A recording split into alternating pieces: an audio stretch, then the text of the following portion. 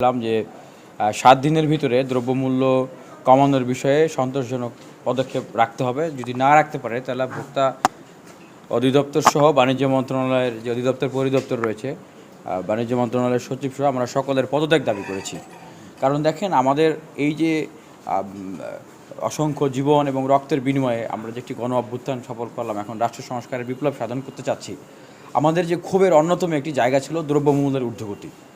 আমরা সাধারণ মানুষ যখন বাজারে যাই দেখি পানি দাম, যখন বাসে থাকি বা বিভিন্ন জায়গায় থাকি, হাফ লিটার 20 টাকা পানির দাম। 20 টাকা কোনোদিন পানির দাম হয়? আমাকে বলেন তো।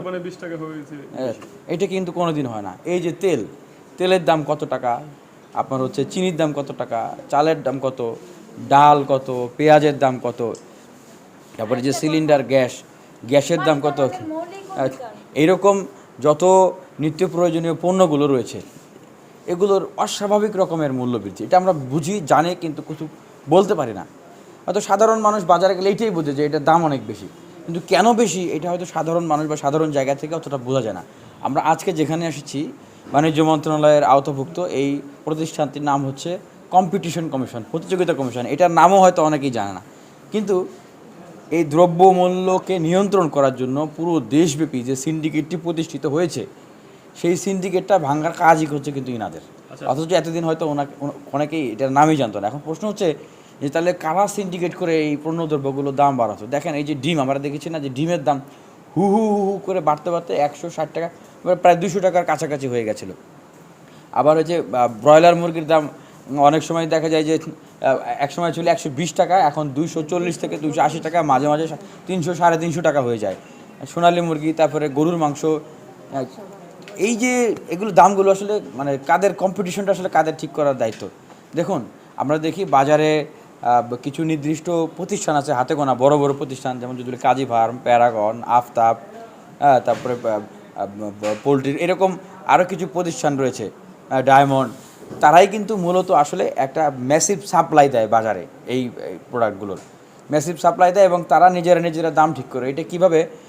এটা তো বললাম যে এই সেক্টরে। আবার যদি তেল, চিনি এগুলোর ক্ষেত্রে যে মেঘনা গ্রুপ, সিটি গ্রুপ, তারপরে আপনার হচ্ছে বসুন্ধরা গ্রুপ, টিকে গ্রুপ, এই যে এরকম আরও অনেকগুলো প্রতিষ্ঠান রয়েছে, তারা এগুলো কিন্তু নিয়ন্ত্রণ করে।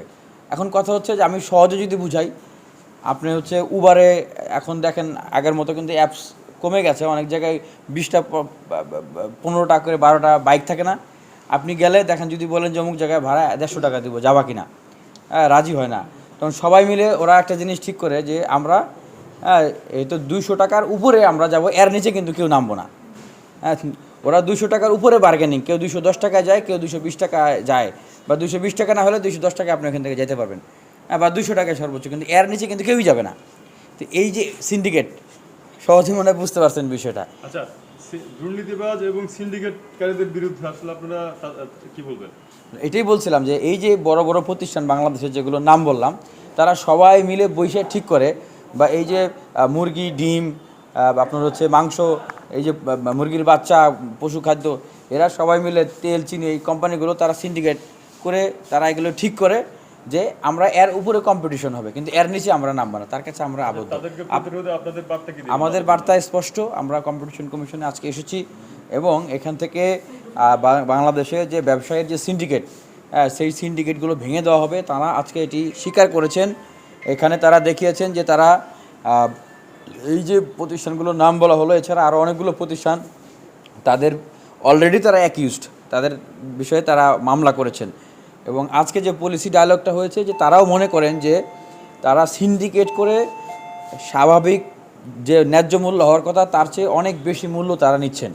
সেক্ষেত্রে প্রত্যেকটা দ্রব্য ধরে ধরে, যেমন চিনি, তেল, আপনার হচ্ছে সিলিন্ডার গ্যাস, কিংবা হচ্ছে মুরগির মাংস, ব্রয়লার, ডিম, এভাবে প্রত্যেকটা পণ্য ক্যাটাগরি করে করে নিত্য প্রয়োজনীয় বস্তুটা তাদেরকে ধরে ধরে সেই প্রতিষ্ঠানগুলোকে এখানে তারা নিয়ে আসবে, এবং এখানে কেন তারা এত মূল্য নিচ্ছে, অস্বাভাবিক মূল্য নিচ্ছে, এটার তারা স্বীকার করবে, জবাব দেবে, এবং তারা মূল্য কমাবে। আজকে তাদের বিরুদ্ধে আমরা এই হুঁশিয়ারি দেবো যে তাদেরকে কিন্তু এখন এই যে মামলাগুলো আছে, মামলাগুলো এখন গতিশীল হবে। আমরা তো আগে দেখেছি যে তাদের কোটি কোটি টাকা জরিমানা করলে ওই হাইকোর্টে গেলে অনেকেরই মামলা সেখানে স্টে করে দেওয়া হয়েছে।